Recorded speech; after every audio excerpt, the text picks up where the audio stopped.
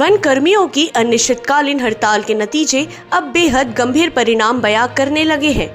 कई इलाकों में जंगल आग की भेंट चढ़ चुके हैं, लिहाजा वन्य जीव जंतुओं सहित वनों में सुशोभित वनस्पति जलकर खाक हो रही है।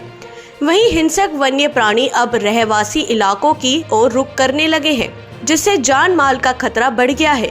बता दें कि पिछले रविवार को पौड़ी उपरोड़ा अंतर्गत ग्राम तानाखार में 3 ग्रामीणों पर भालू ने हमला कर गंभीर रूप से जख्मी कर दिया, जिन्हें समय रहते कटघोरा सामुदायिक स्वास्थ्य केंद्र में भर्ती कराया गया।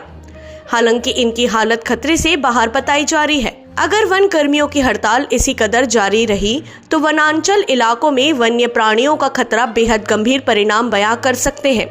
वहीं विभागीय काम भी पूरी तरह ठप नजर आ रहे हैं। जानकारी अनुसार वन कर्मियों को 2 दिवस के भीतर हड़ताल खत्म करने वन विभाग से नोटिस भेजा गया है, जिसका पालन नहीं करने पर एजमा लग सकता है। कटघोरा से अरविंद शर्मा की रिपोर्ट।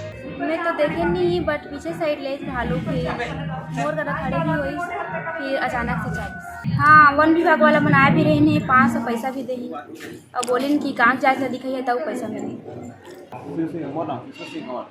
तो अभी आप मन हॉस्पिटल में आए हैं कोई लेके, तो क्या हो गए है?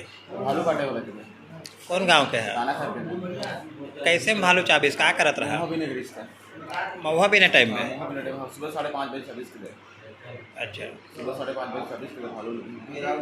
तो अभी हॉस्पिटल में आप मन का बटाट है, इलाज पानी कैसे होते? इलाज पानी ठीक चला, ठीक है, कोई खतरा वाली बात थोड़ी है? खतरा वाली बात नहीं, अक्सर भी करवा चुके उनके पेपर करे, अक्सर पूरा दोनों भी है, खतरा वाली कोई बात नहीं खाते, बस खाली पैरों पर दर्द है।